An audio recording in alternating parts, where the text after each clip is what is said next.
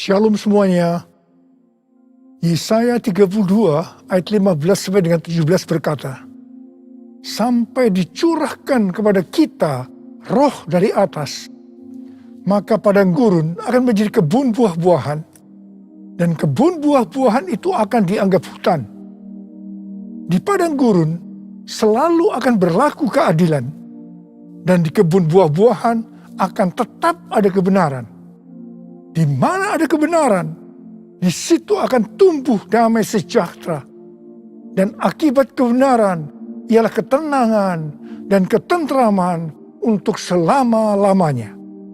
Sesuai dengan Yesaya 32 ayat 15 yang berkata, sampai dicurahkan kepada kita roh dari atas, maka padang gurun akan berubah menjadi kebun buah-buahan. Ini bisa diartikan bahwa orang Kristen padang gurun akan menjadi orang Kristen kebun buah-buahan hanya kalau ada pencurahan roh dari atas. Jadi, hanya kalau ada pencurahan roh dari atas, maka orang Kristen padang gurun akan berubah menjadi orang Kristen kebun buah-buahan. Dikatakan bahwa di padang gurun selalu berlaku keadilan, sedangkan di kebun buah-buahan tetap ada kebenaran. Jadi, tanda bahwa seseorang itu Kristen padang gurun adalah kalau selalu memberlakukan keadilan. Sedangkan kalau orang itu adalah Kristen kebun buah-buahan, selalu melakukan kebenaran. Gigi ganti gigi, mata ganti mata. Ini adalah keadilan. Tetapi Tuhan Yesus berkata, janganlah kamu melawan orang yang berbuat jahat kepadamu, melainkan siapapun yang menampar pipi kananmu, berilah juga kepadanya pipi kirimu. Kalau ada orang yang hendak mengadukan engkau karena mengingini bajumu, serahkanlah juga jubahmu. Dan barang siapa yang memaksa engkau berjalan sejauh 1 mil, berjalanlah bersama dia sejauh 2 mil. Ini adalah kebenaran. Kasihilah sesama manusia dan bencilah musuhmu. Ini adalah keadilan.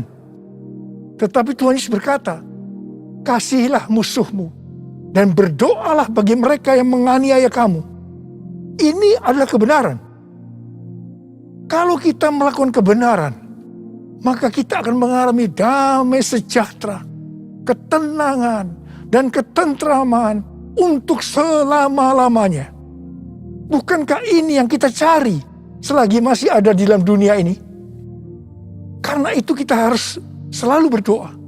Curahkan Roh Kudus-Mu ya Tuhan. Penuhi aku dengan Roh-Mu, supaya aku selalu melakukan kebenaran.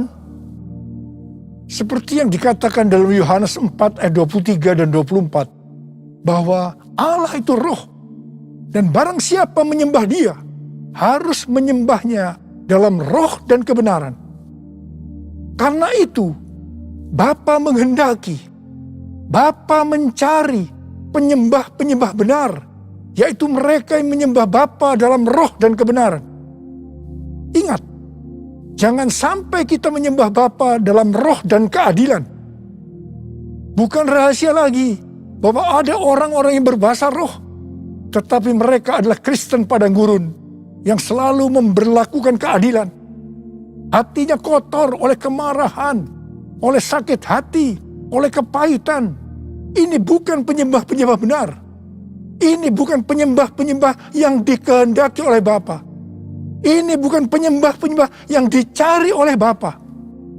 Kalau kita adalah penyembah-penyembah benar yang menyembah Bapa dalam roh dan kebenaran, pasti penyembahan kita benar di hadapan Tuhan.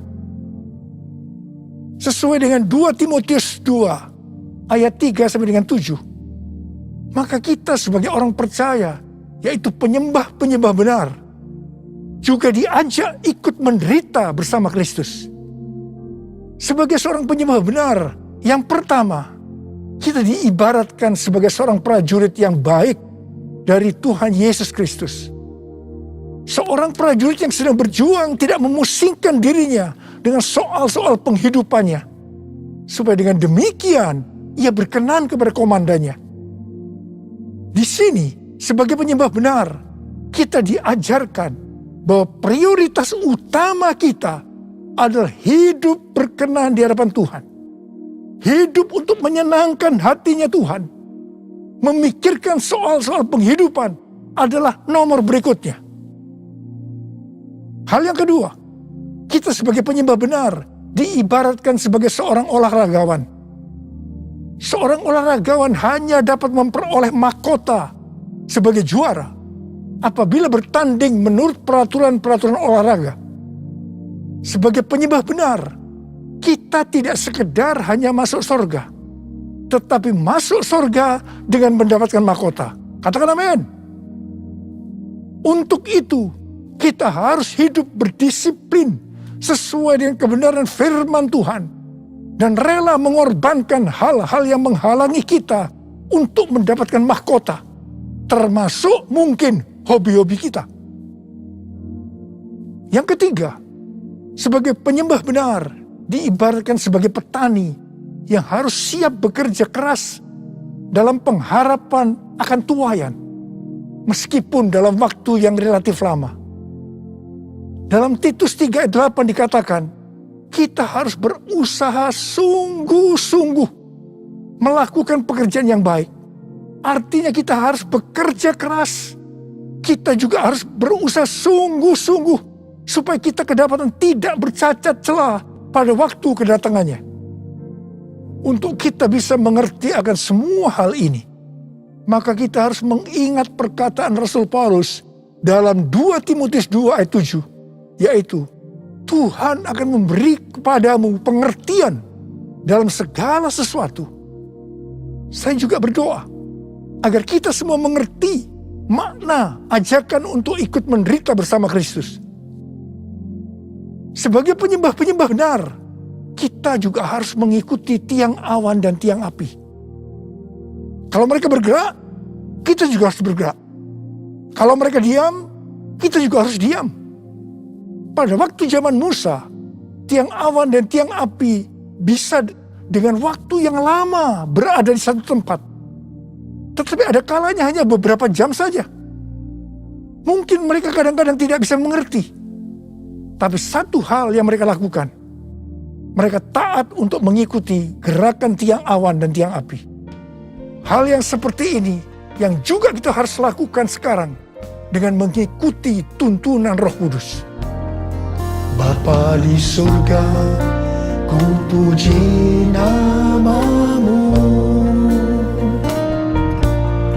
Bapa di surga, ku puji nama-Mu. Ku cinta, ku puja, ku sembah selamanya. Bapa di surga, ku puji nama-Mu. Bapa di surga, ku puji nama-Mu.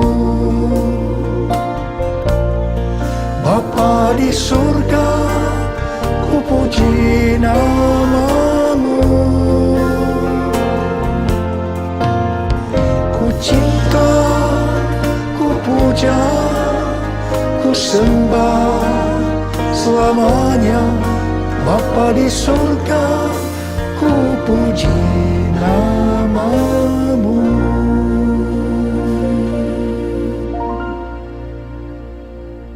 Kalau kita melihat keadaan manusia di akhir zaman, seperti yang dituliskan dalam 2 Timotius 3 ayat 1 sampai dengan 5, ternyata hal itu sekarang sedang digenapi. Dikatakan, ketahuilah bahwa pada hari-hari terakhir akan datang masa yang sukar. Manusia akan mencintai dirinya sendiri dan menjadi hamba uang. Mereka akan membual dan menyombongkan diri. Mereka akan menjadi pemfitnah. Mereka akan berontak terhadap orang tua dan tidak tahu berterima kasih. Tidak memperdulikan agama. Tidak tahu mengasihi. Tidak mau berdamai. Suka menjelekkan orang. Tidak dapat mengekang diri. Garang. Tidak suka yang baik. Suka mengkhianat. tidak berpikir panjang, berlagak tahu, lebih menuruti hawa nafsu daripada menuruti Allah. Secara lahiriah, mereka menjalankan ibadah mereka, tetapi pada hakikatnya mereka memungkiri kekuatannya. Jauhilah mereka itu. Mereka ini adalah orang-orang Kristen padang gurun. Karena itu sekali lagi, hanya pencurahan roh yang dari atas, yang artinya pencurahan Roh Kudus yang dahsyat dari Pentakosta ketiga, sangat diperlukan hari-hari ini untuk menjadikan orang Kristen padang gurun menjadi orang Kristen kebun buah-buahan. Buku yang ditulis oleh Michael L. Brown yang diterbitkan pada tanggal 19 Oktober 2021 yang lalu dengan judul Revival or We Die, A Great Awakening is Our Only Hope. Kebangkitan atau kita mati. Kebangunan besar adalah harapan kita satu-satunya. Buku ini berbicara tentang keadaan kekristenan di Amerika. Kesimpulan dari buku ini adalah sebagai berikut. Amerika diambang kehancuran. Harapan satu-satunya adalah lawatan kuasa dan hadirat Allah. Dr. George Barna merilis hasil survei tentang anak muda di Amerika pada tanggal 6 Juni 2021. Dikatakan bahwa pelayanan Kristen yang dipraktikkan oleh gereja dalam 5 dekade terakhir tidak akan efektif untuk generasi anak-anak muda yang disebutkan sebagai generasi yang berbeda. Mereka ini tidak peduli terhadap bangsa Amerika, meragukan sejarah dan fondasi bangsa. Mereka mahir dalam teknologi, bebas secara seksual, labil emosinya, dan campur aduk kerohaniannya.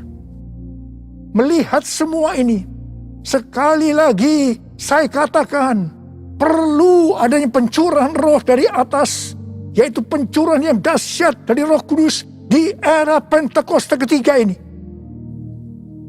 Kita patut bersyukur bahwa Tuhan membuat APT, yaitu Azusa Street Prayer Tower di Los Angeles, Amerika Serikat, yang akan terus berdoa supaya pencurahan Roh Kudus yang dahsyat dari Pentakosta ketiga terjadi. Izin penggunaan tempat untuk APT sudah keluar. Haleluya. Sekarang kita sedang mengajukan izin renovasi gedung.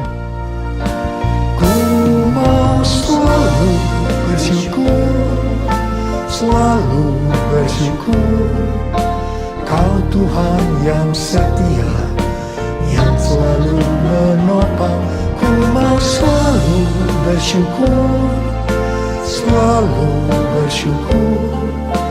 Kau Bapa-Ku yang setia. Ku mau selalu bersyukur, selalu bersyukur.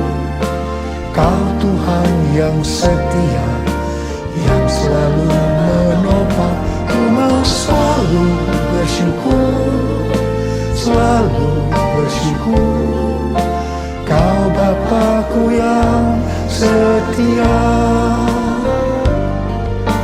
Kau Bapa-Ku yang setia.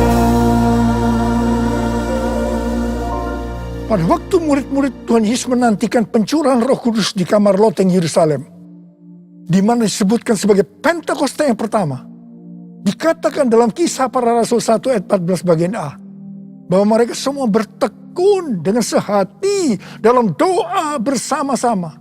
Artinya mereka berdoa, memuji dan menyembah Tuhan dalam unity siang dan malam. Ini adalah prinsip restorasi Pondok Daud. Ini adalah prinsip menara doa. Setelah 10 hari mereka melakukan itu, Roh Kudus dicurahkan. Mereka dipenuhi Roh Kudus dengan tanda awal berbahasa roh. Setelah itu mereka dipakai Tuhan Yesus untuk melakukan amanat agung. Hari-hari ini, di era Pentakosta ketiga, kita harus melakukan hal yang sama, yaitu berdoa, memuji dan menyembah Tuhan dalam unity siang dan malam.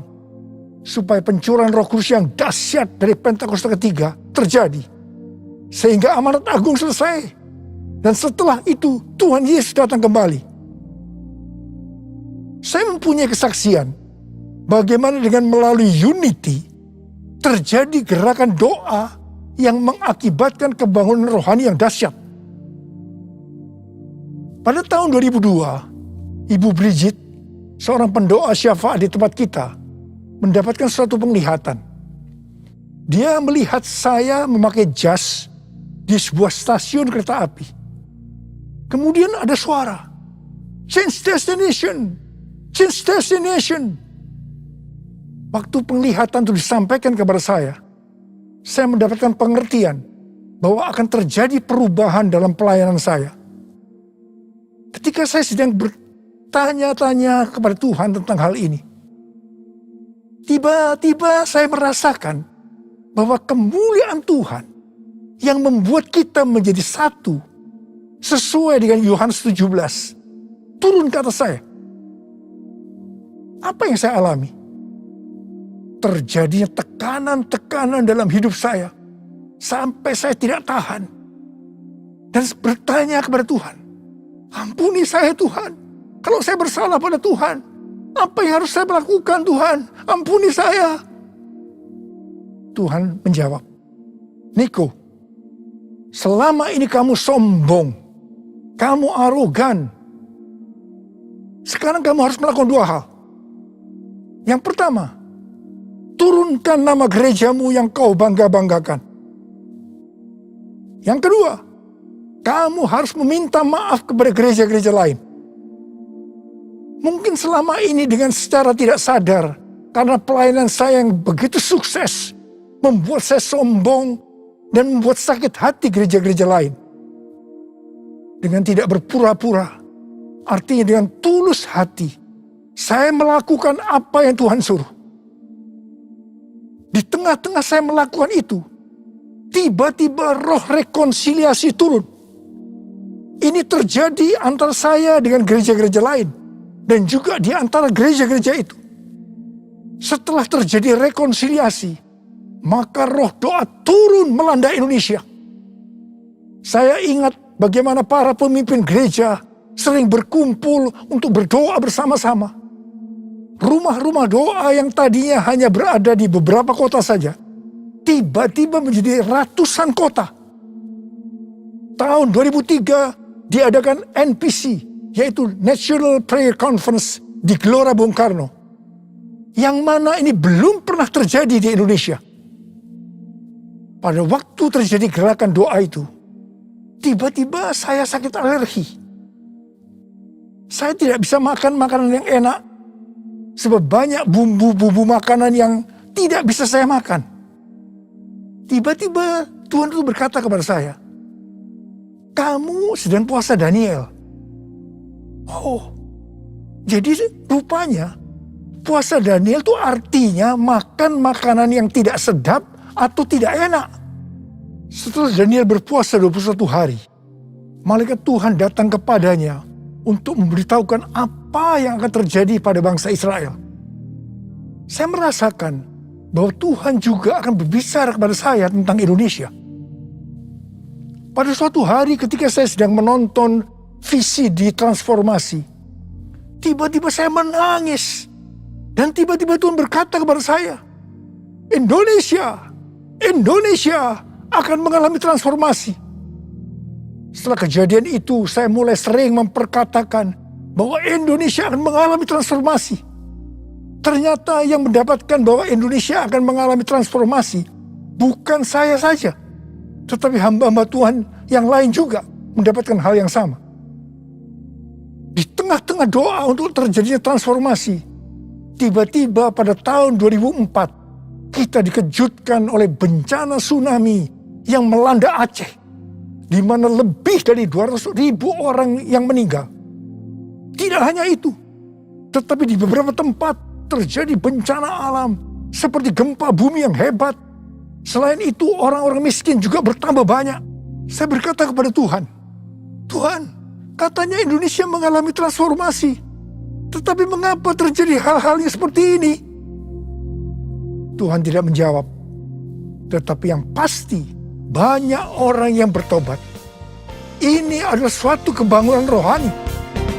Kan ada kebangkitan yang besar, kan ada pemulihan di negeri kami, kan ada kebangkitan yang besar, yang berseru kepada Yesus diselamatkan.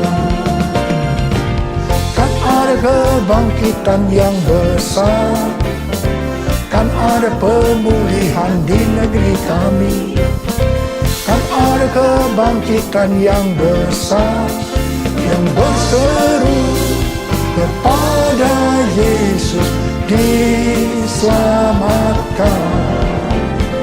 Yang berseru kepada Yesus diselamatkan.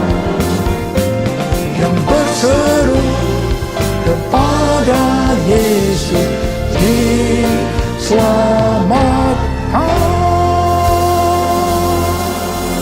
Haleluya. Hari-hari ini kita sedang memasuki era Pentakosta ketiga, di mana kita sedang menunggu pencurahan Roh Kudus yang dahsyat dari Pentakosta ketiga, yang akan mengakibatkan penuaian jiwa yang terbesar dan yang terakhir sebelum Tuhan Yesus datang kembali. Pentakosta ketiga akan membangkitkan generasi Yeremia, yaitu anak-anak muda yang dipenuhi Roh Kudus, cinta mati-matian kepada Tuhan Yesus, tidak kompromi terhadap dosa, dan akan bergerak untuk menangkan jiwa. Pentakosta ketiga akan memberikan kuasa untuk menyelesaikan amanat agung. Kita yang merindukan hal ini terjadi, maka kita harus melakukan seperti yang terdapat dalam Kisah Para Rasul 1 ayat 14a tadi, yaitu berdoa, memuji, dan menyembah Tuhan dalam unity siang dan malam. Ini adalah prinsip restorasi Pondok Daud. Ini adalah prinsip menara doa. Seperti yang kita alami pada zaman transformasi Indonesia, maka pada zaman ini Tuhan meminta agar gerejanya menjadi satu. Gerejanya unity. Kalau pada saat itu gereja GBI Gatot Subroto yang dipakai untuk rekonsiliasi di antara gereja-gereja sehingga terjadi unity, maka hari-hari ini hal yang serupa Tuhan meminta agar gereja-gereja tidak hanya memikirkan dirinya sendiri. Seperti yang saya lakukan pada waktu itu, di mana saya diminta untuk meminta maaf sehingga terjadi rekonsiliasi. Seperti yang terdapat dalam 1 Korintus 10 ayat 23 dan 24 yang berkata, segala sesuatu diperbolehkan, benar, tapi bukan segala sesuatu berguna. Segala sesuatu diperbolehkan, benar, tapi bukan segala sesuatu membangun. Jangan seorang pun yang mencari keuntungannya sendiri, tetapi hendaklah tiap-tiap orang mencari keuntungan orang lain. Biarlah kita sebagai gereja Tuhan melakukan ini. Jadi, kita sebagai gereja Tuhan harus sering mengoreksi diri. Apakah yang kita lakukan sesuai dengan kehendak Bapa yang di sorga, yang menghendaki agar kita menyelesaikan amanat agung? Penuaian jiwa yang terbesar dan yang terakhir ini akan terjadi kalau gereja-gereja Tuhan unity. Gereja-gereja Tuhan menjadi satu sehingga roh doa turun. Semua ini akan mengakibatkan pencurahan Roh Kudus yang dahsyat dari Pentakosta ketiga terjadi. Mari, saya ajak saudara untuk mengangkat tangan. Kita nyanyikan sama-sama. Satukan kami ya Tuhan, bersama dengan tali yang tak putus. Satukan kami ya Tuhan, bersama dengan kasih sempurna. Allah kami satu,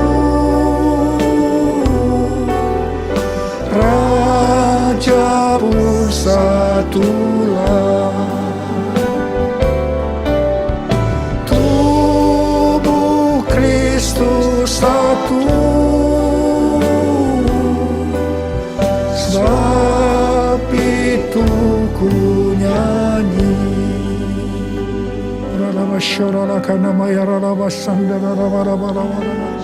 Oh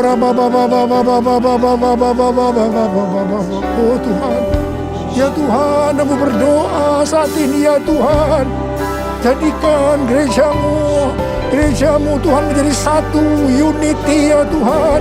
Aku berdoa buat anak-anakmu, gerejamu agar mereka unity. Oh Tuhan, terima kasih, curahkan rohmu saat ini. Curahkan rohmu ya Tuhan.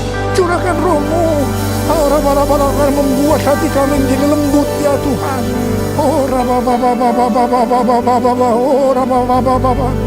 Oh mari kita nyanyikan sekali lagi.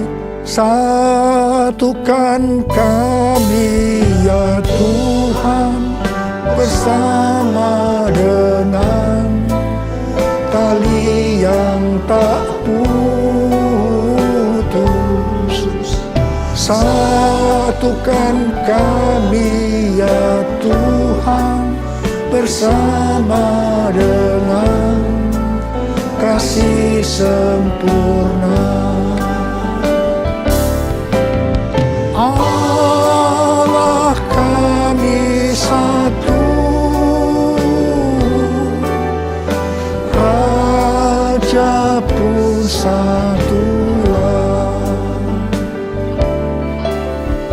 Tubuh Kristus satu, sebab itu ku nyanyi. Tuhan Yesus Engkau baik. Tuhan Yesus Engkau baik.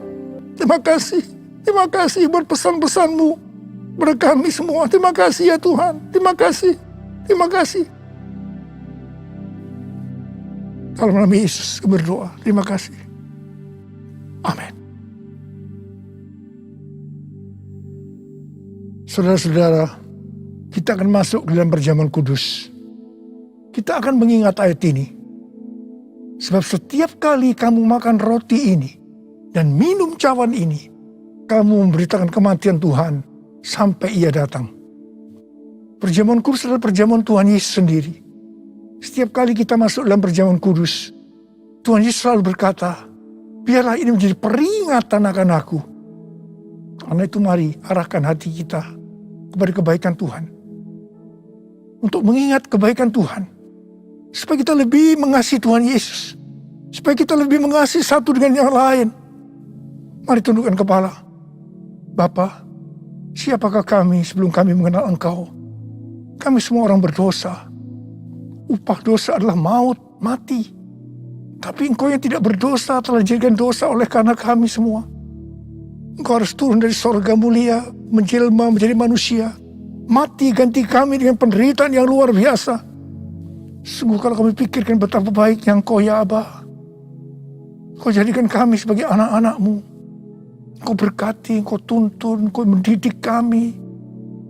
Engkau menyembuhkan, Engkau juga menegur kalau kami salah. Tuhan terima kasih. Itu Engkau ya Aba. Itu Engkau. Tuhan akan memberkati kita semua melalui perjamuan kudus. Tapi Tuhan mau kita makan dan minum dengan cara yang benar. Karena itu masing-masing introspeksi. Lihat keadaan dirimu sekarang. Kalau ada hal-hal yang selama ini belum diselesaikan dengan Tuhan. Dan Tuhan ingatkan itu. Langsung mari kita minta ampun. Ampuni saya Tuhan. Ampuni saya Tuhan. Ampuni. Minta ampun. Kau melihat ya Abah. Kau melihat mereka anak-anak-Mu yang sedang berdoa untuk minta ampun padamu. Kau mengampuni ya Tuhan. Layakkan kami untuk masuk dalam perjamuan kudus. Terima kasih ya Abah. Terima kasih. Kami akan masuk dalam perjamuan kudus dengan hati yang penuh ucapan syukur. Dalam nama Yesus kami berdoa. Amin.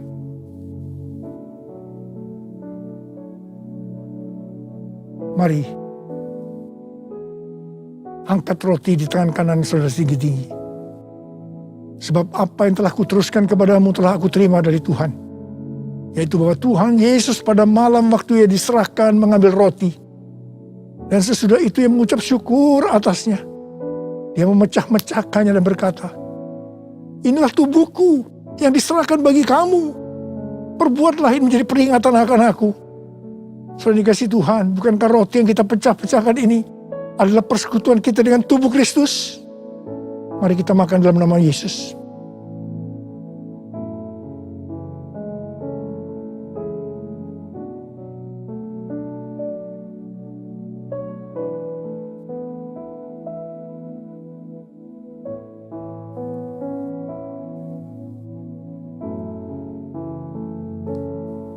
Mari angkat cawan di tangan kanan saudara tinggi-tinggi. Demikian juga yang mengambil cawan sesudah